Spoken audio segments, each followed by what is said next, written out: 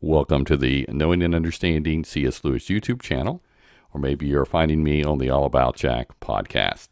The following is a slightly modified version of a presentation I did for the C.S. Lewis Society of Central Indiana on Friday, September the 15th, 2023. The State of the Misstatements, a 2023 update on C.S. Lewis misquotes.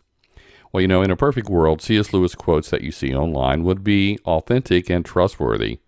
But because we live in a fallen world, many Lewis quotations that you see online are falsely attributed to him, or they could be paraphrases of his work, or they might be presented out of their original context.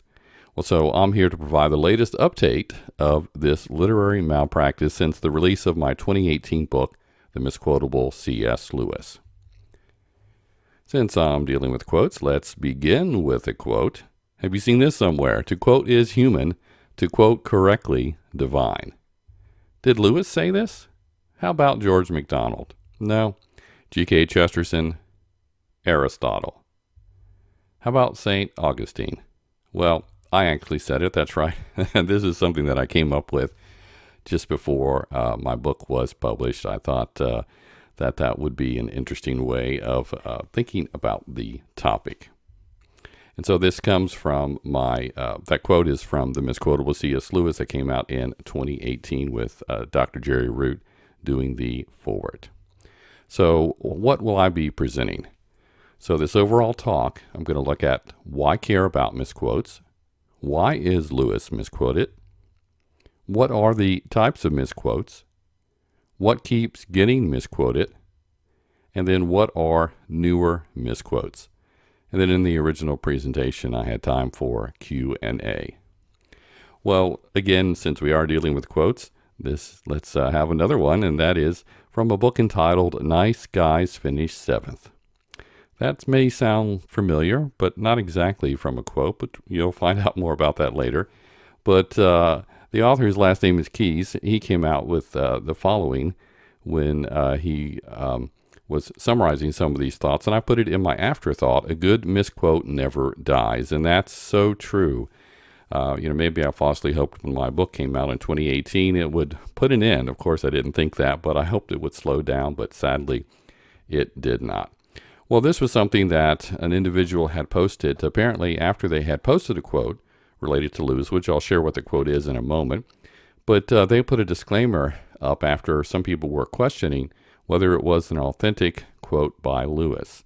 Spoiler alert, it was not. Well, they found the thoughts or the words thought-provoking, and that's fine. There are many things that I may see online that I'm tempted to share, but I probably don't, because since I advocate not sharing quotes that aren't from the individual who said them, and sometimes you just don't know. So, in many cases, some of the quotes that you'll see, we know who they are. People should make a meme that shares who that they are, and let's give credit where credit is due. Here's the quote they shared, which is not written by C.S. Lewis. Love is never wasted, for its value does not rest upon reciprocity. Now, this is actually a misquote from an original quote that comes from someone named Neil A. Maxwell, who's an elder in the Latter-day Saints. Well, so why care about misquotes? Aren't there more important things out there that we should care about? Well, of course, we should care about world peace, curing cancer, and feeding the homeless, but this doesn't mean that minor issues don't warrant your attention. So little things do or should matter. Now, of course, you don't want to do this in a way that is mean, and you shouldn't devote your time to any minor task. That would be going overboard. But little things like this do matter, and it's okay to point them out, again, as long as it's done in the spirit of humility. Well, here's a quote to consider. If you're quotable, then you are at risk of being misquoted. Who said this? Well, maybe you guessed that I did, but it was actually only recently in preparing for this talk when I was reading over what Jerry Root wrote in the foreword, and these are not his exact words, it's his sentiments, but then he was also summarizing some thoughts about others. And so this is original with me, but you could say he wrote it, or maybe some of the people that he was looking at. So that's the challenge then when you see a quotation is other people may have come up with similar ideas or wordings, but we do want to, again, accurately give credit to someone who makes a quote. Well, then in considering why Lewis or anyone is misquoted, we want to consider, why do we share quotes anyway? We share quotes to liven up a talk. And when a statement by a famous person is something that we share, it's because it adds weight to what we're saying. This is something pointed out in a book called They Never Said It. And other people have said this sentiment as well, but this is the one that I want to give credit to. And then oftentimes, misquotes come from the need to put them in more familiar mouths. And then when this happens, though, also sometimes they are condensed into pithier comments over time, and they may be credited to the original person, or they may be credited to someone that is more well-known. And so sometimes they are edited. In fact, let's look at this one here. Nice guys are all over there in 7th place. You don't remember this, do you? You probably remember what it edited became. The nice guys finished last. Likewise, greed, for lack of a better word, is good. Of course, we don't advocate this, but we are more familiar with greed is good, but that is not the original quotation. Here are a few other ones that you can glance at. I'm not going to read through all of them, but we're familiar with don't look a gift horse in the mouth. That's not the original. Never inspect the teeth of a gift horse. Then here's a few more. You can't have your cake and eat it too. Originally was, would you both eat your cake and have your cake? So that's just, these things happen. So also, we tend to associate quotes by typical people that are well known. So if something is a comment that is more saintly, then we may think someone like Gandhi or Mother Teresa said it. If it is something about honesty, well, of course, it had to be from Lincoln or maybe Washington. And then if it's about courage, John Kennedy or Ernest Hemingway is a candidate for that. Then if it's witty, probably Twain, Wilde, Shaw, or Dorothy Parker. Now, depending on your age, you may not recognize all these individuals, and so your generation may have other individuals they would associate a quotation that is of a certain type. Then another way or reason that something is misquoted is what's been called a mechanism of error. And the author of this from the 2017 book, Hemingway Didn't Say It, The Truth Behind Familiar Quotations by Garson O'Toole, he does the quoteinvestigator.com website. He notes textual proximity is when you might look at a footnote or an endnote, when it's at the end of a chapter or the end of the book, and then say it's number 13, but then when you go to that chapter, then you might look at number 18 or 12 or 14, or you might look at 13 in the wrong chapter, and then you go, okay, that's who said it, and then you go on to share it because you weren't careful in your checking who the source was. Well, now, what are the common types of misquotes? Now we're going more back to C.S. Lewis. And so in my book, as I was collecting them, I came up with these categories: not Lewis, almost Lewis, not quite Lewis. And then when you have the second and third one, the almost and not quite, I just called it multiple categories for lack of a better creative way of telling it. But let me briefly share what they are. So, not Lewis quotation, meaning someone else wrote the questionable quotation. Lewis may or may not have had said something similar, and we may or may not know who actually wrote it. In my book, originally, I found 47 quotations that I considered in this category. Almost Lewis is expressions that are either paraphrases of them, or they could be missing some words, or in some cases have incorrect words, or maybe add words. They may or may not represent Lewis's views, and some may actually be good summaries. After my book came out, I considered maybe giving a rating. That is, if something only had, let's say it was a longer quote, and there's only a few words that was off, then it might be a 90-something% quote. Or if it was really rearranged, it could only be like, say, 44%. I don't have that rating scale up now, but that's a possibility because, again, considering that on occasion, someone may have a decent paraphrase and it might represent Lewis's views, but it's just not his views. Then there's not quite Lewis quotations. This third category are actually things that Lewis did write, but isolated. They either don't represent his actual belief, or they might, but isolated, again, the context, it may be misunderstood. And so we call these not quite Lewis, and I will have an example about that. In my book, I identified 8. And then again, the multiple categories. These are actually those that are both almost and not quite. I identified 4 of these in the book. So what keeps getting misquoted? I want to look at 11 of the most commonly repeated offenders. So let's start off with, there are far, far better things ahead than any we leave behind. So isolated, this would seem to suggest that you're looking forward to some great thing happening in your life. Maybe it's a new job, some kind of new possibility, or obviously some kind of earthly success. However, when you consider the context, Lewis is replying to an individual who is afraid of dying, and he's trying to comfort the lady to say that she should not fear death. Now, there's 2 extra words in this one. Far, far is not in the original quote. And ironically, it's not really funny, but the irony is there in that one time I did find this quotation on a suicide hotline website. A less serious mistake was found in a graduation card with this quote on it. And this was found by Crystal Kirkris.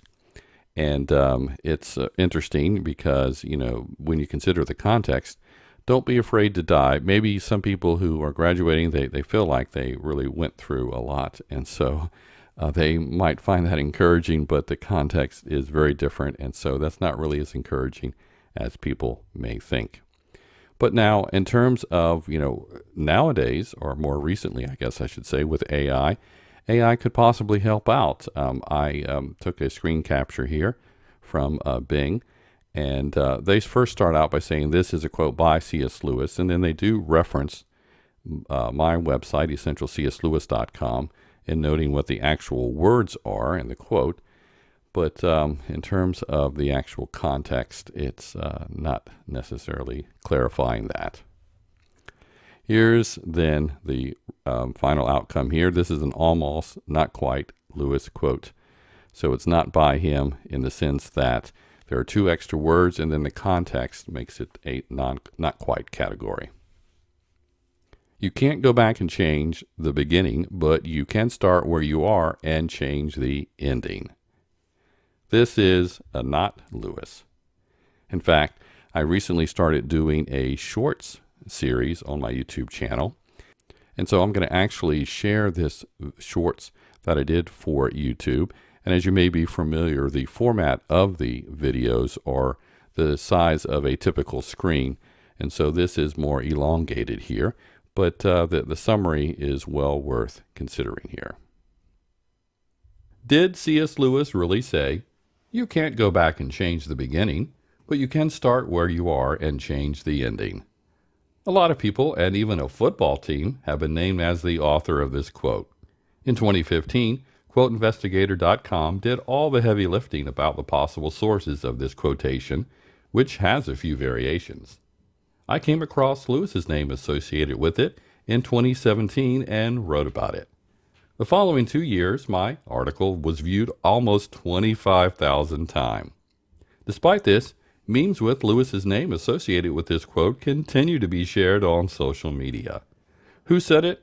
We don't really know, but check out my online article and QuoteInvestor.com's for details.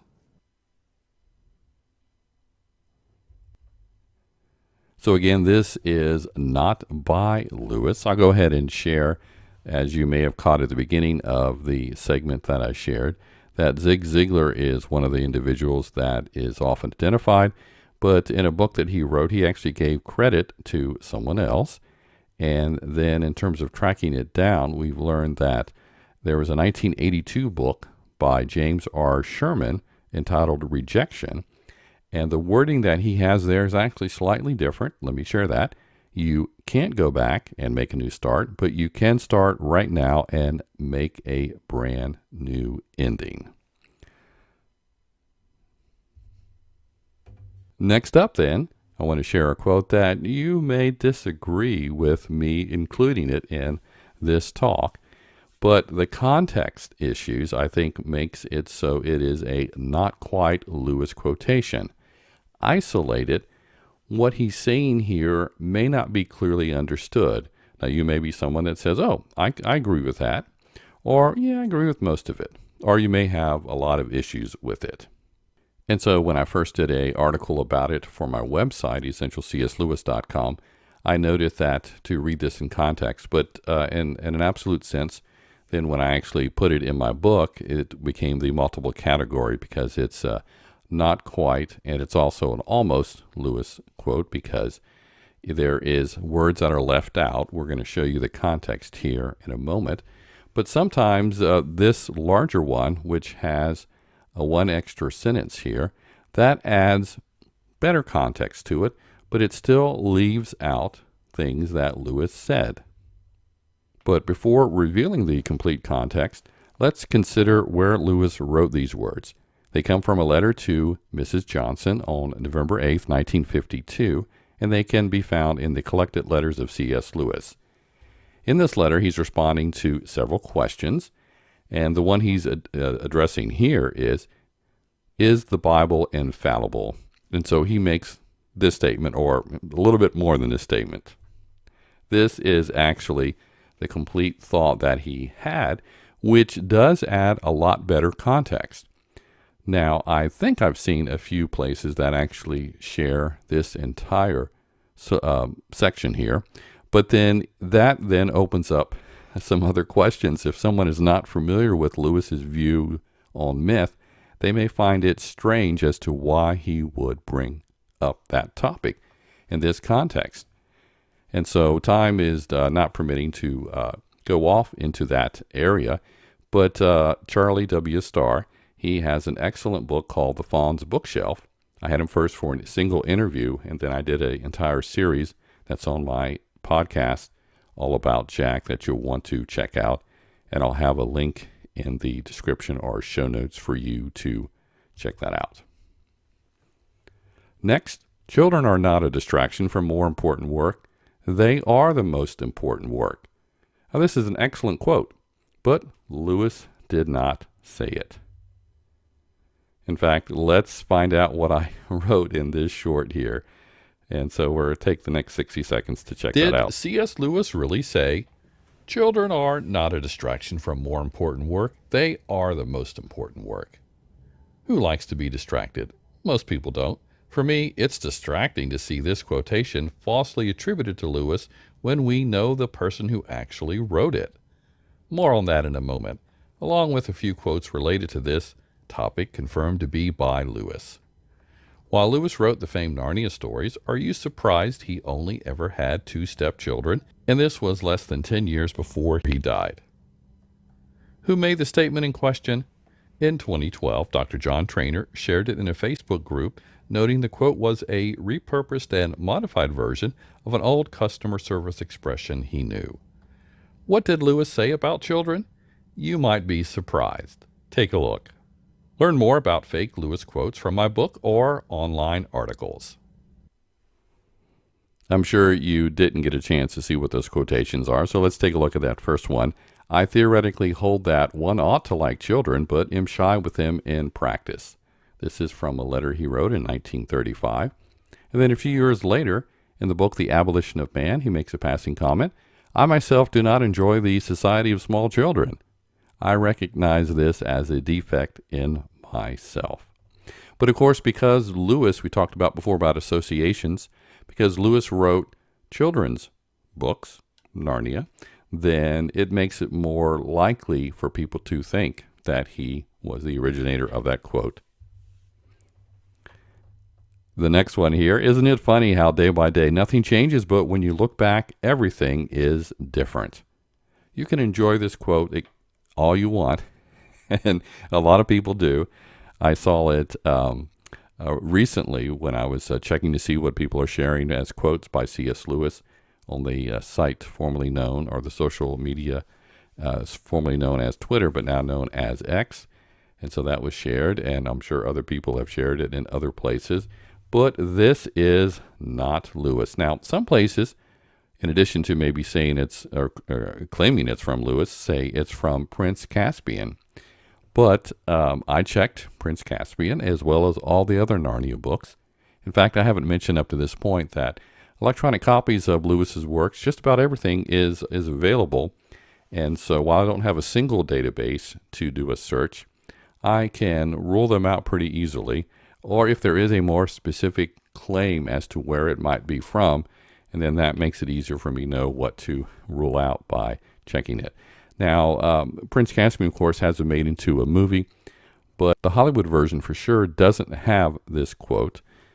And I don't know if the BBC one, it's not very likely. It doesn't sound like that it would be from there either. So we sadly don't know how it became associated with Lewis. Humility is not thinking less of yourself, it's thinking of yourself less. Well, this sounds like Lewis. In fact, it would be or likely a pretty good paraphrase, but we know where it came from, and the author did not claim to be quoting Lewis. However, when you find out what Lewis has said, you can't help but think that the author was considering it. Now, this quote has been so well known that it's not Lewis, although some people don't really know that there was an article done several years later after my original article, but just the year after my book came out. And so they did a fact check, and then they checked with me as well as some other places. And so I had shared with them that I had examined the quote with absolute certainty that Lewis did not write it. And so this article is from the Daily Caller. Well, as this article shared, and then I originally shared earlier, this quote is actually found in Rick Warren's book, which was originally titled The Purpose-Driven Life when it came out in 2002. It is from Day 19, a chapter entitled Cultivating Community.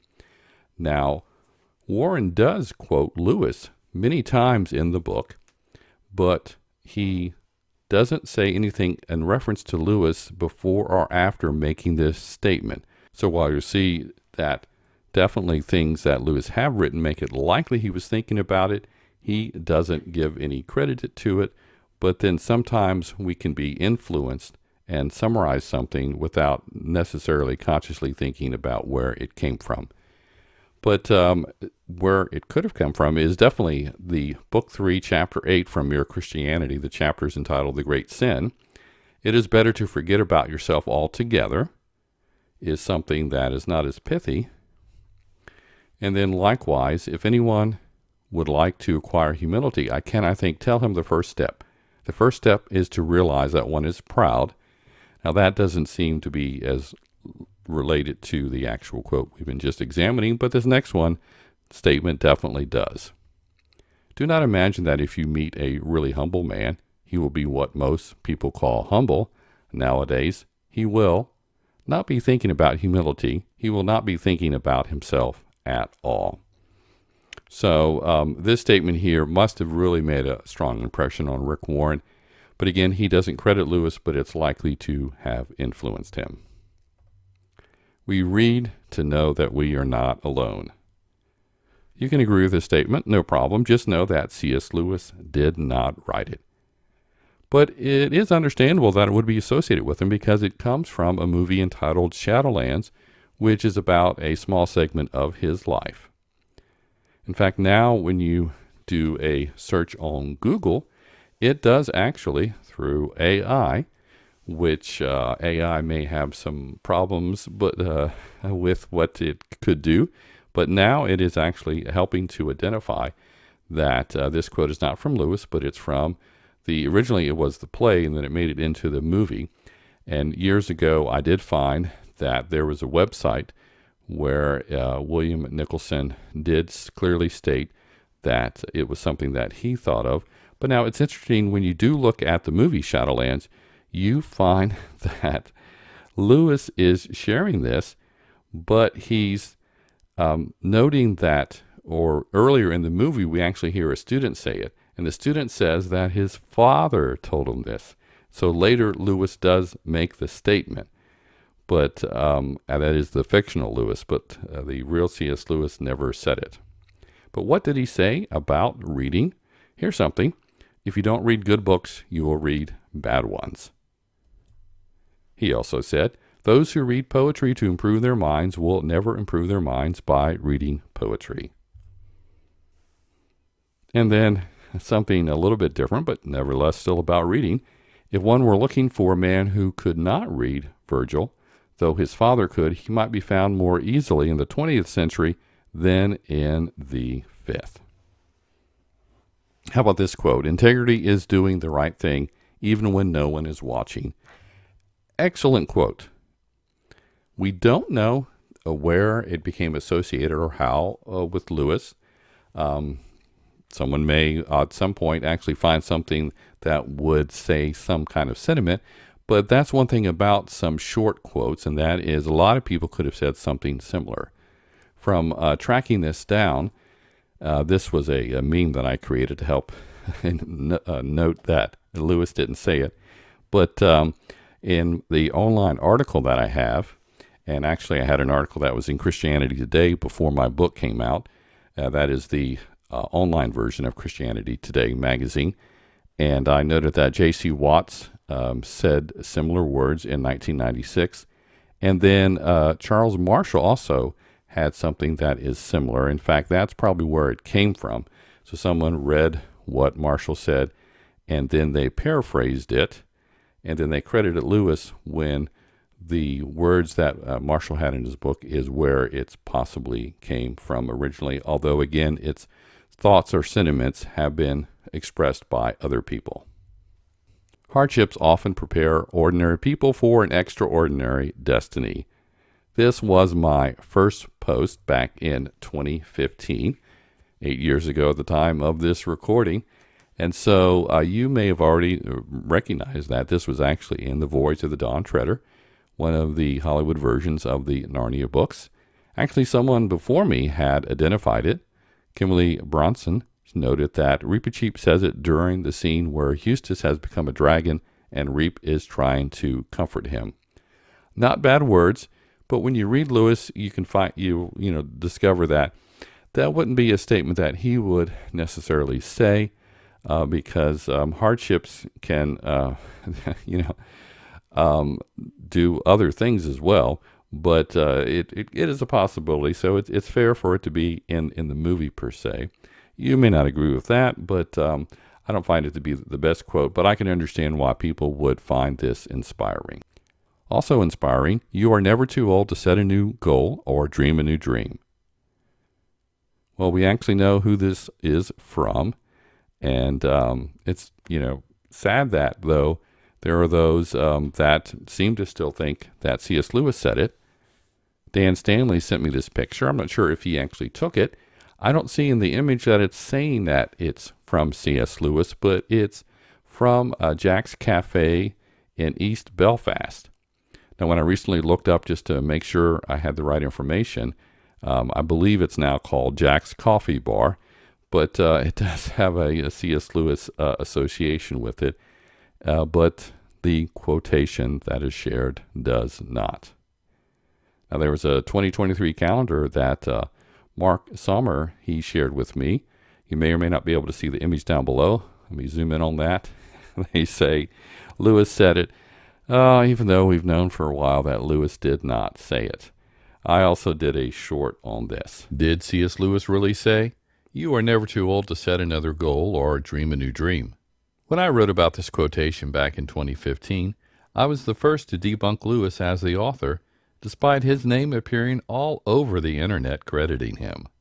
A couple of years later, Quote Investigator also researched the saying and came to the same conclusion as I did while digging deeper and finding possible historical influences. Then in 2019, the Australian Associated Press cited me as one of the sources for disproving Lewis wrote it. And yet, memes are still shared with Lewis's name on it. Who wrote it, you ask? It's from motivational speaker Les Brown and is found in his 1992 book, Live Your Dreams. Lewis never wrote anything close to this quotation, but check out a few expressions loosely related.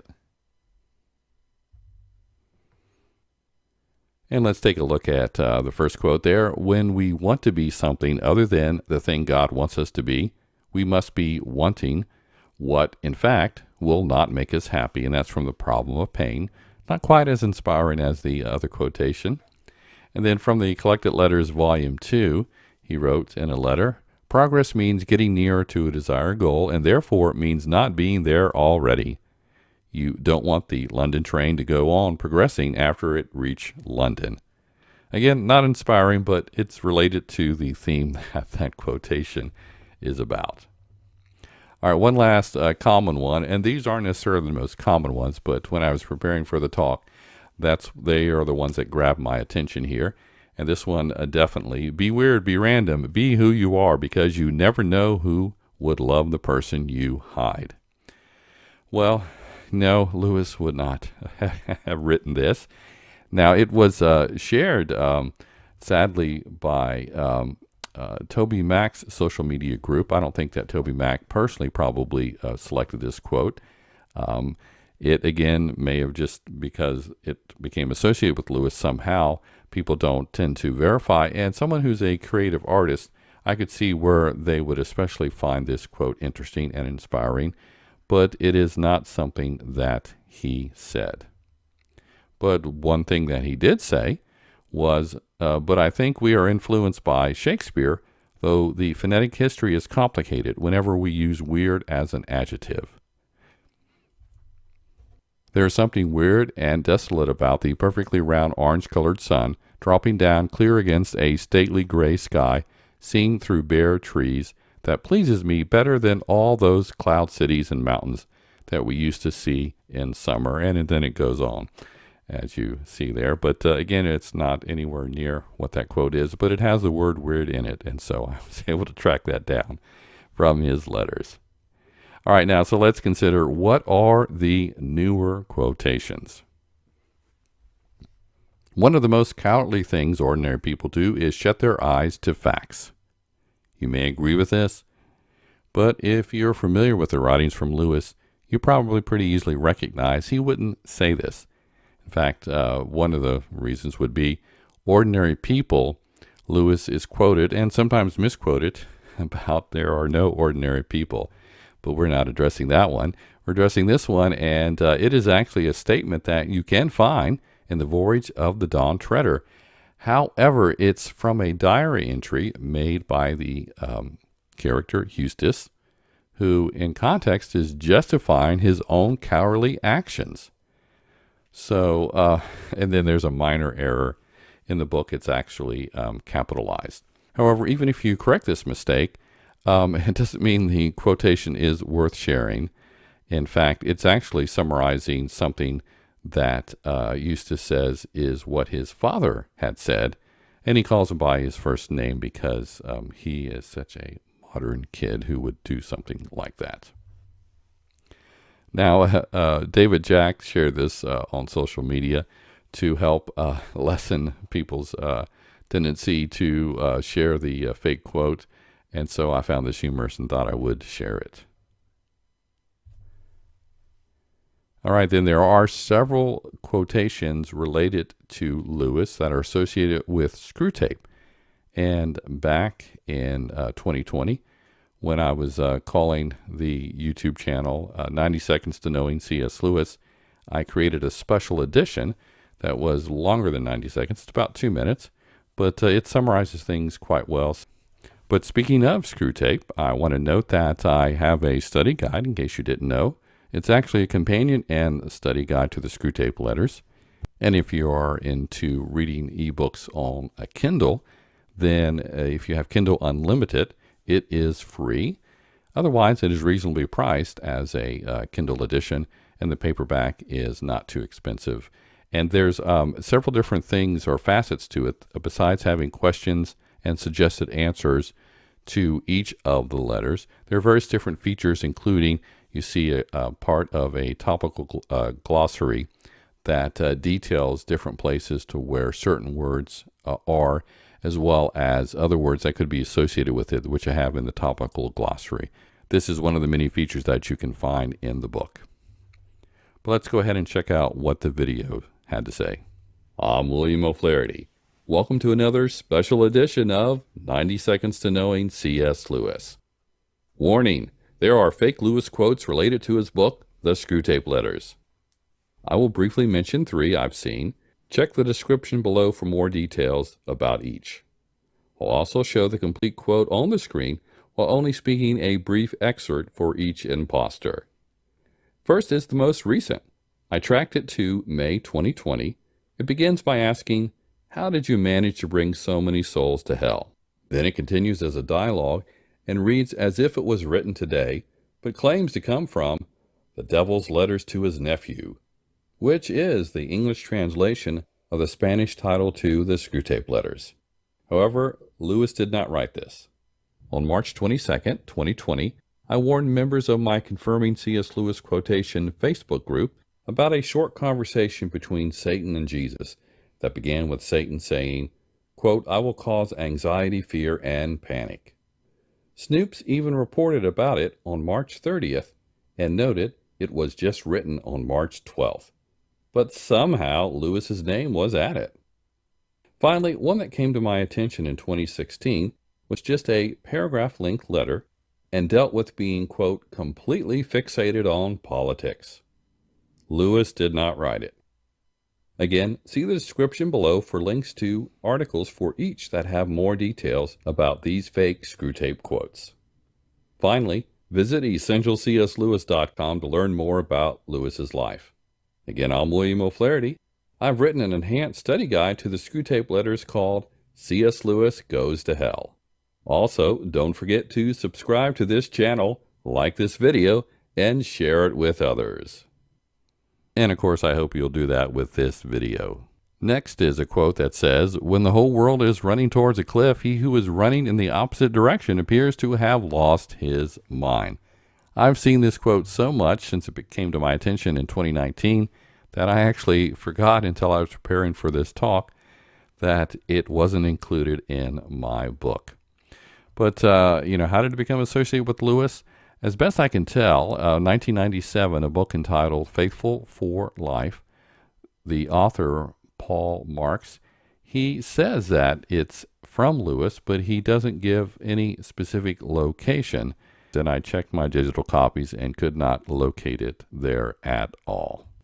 And then several years ago, but after my book came out, someone asked me about this. Now, there's no quotations around it, except for the fact that this is a quote from Philip Yancey, but he is not claiming to quote Lewis, but I was asked, where did this come from?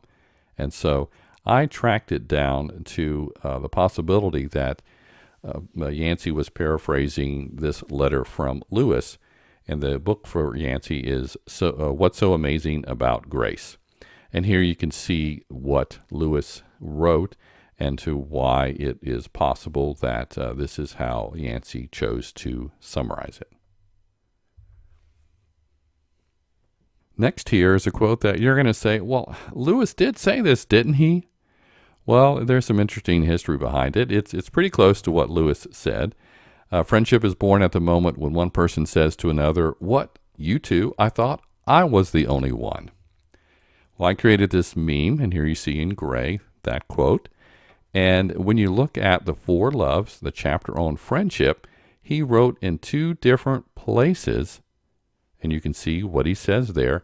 And so it seems as though someone combined these, and they made a slight editing thing. So it is a fair summary of what Lewis said, but it's not exactly the way he said it.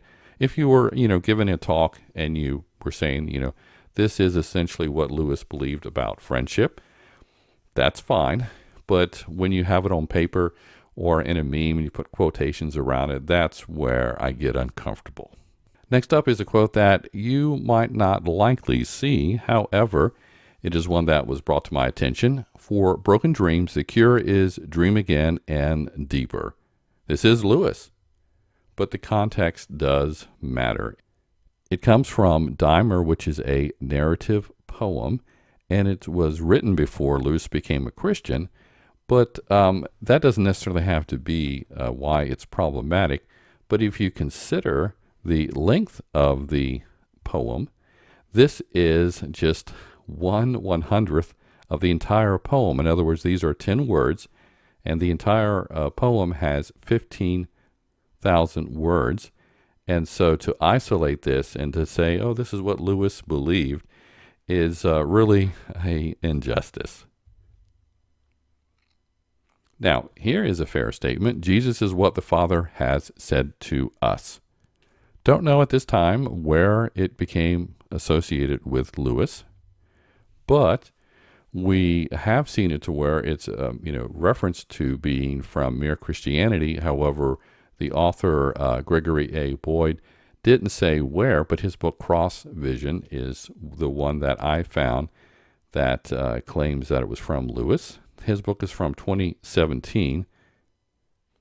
And so even though he cites Mere Christianity, I looked through it. I didn't find anything exactly like it. If you're familiar with the Bible, especially in the book of Hebrews, the first couple of chapters especially, is noting this sentiment. Very good, very true sentiment, but Lewis didn't say it. Here's another one. The sentiment can be good. Some may have a little bit of problem with it. Obedience isn't legalism. It's a symptom of salvation. Lewis didn't write this. Now, in terms of tracking it down, I did find something that is similar but not exact wording associated with A.W. Tozer, but then I was able to track down that in a letter from 1950, he did say the following: obedience is the key to all doors. Feelings come or don't come and go as God pleases. We can't produce them at will and mustn't try. But again, the quote that we see, obedience isn't legalism, it's a symptom of salvation. Some may think that's a fair paraphrase, but I think what Lewis actually said is a lot clearer. And there you have it. So in conclusion, I want to leave you with this statement. Don't ever quote C.S. Lewis, and you see the qualifier, unless you know he really said it.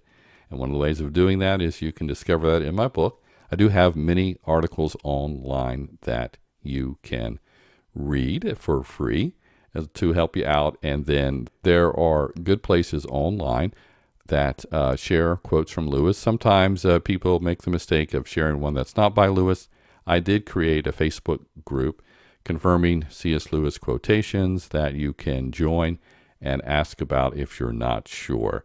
But thanks again for watching this from the Knowing and Understanding C.S. Lewis YouTube channel, or for listening to it on the All About Jack podcast. Please consider liking and sharing this video and subscribe to this channel.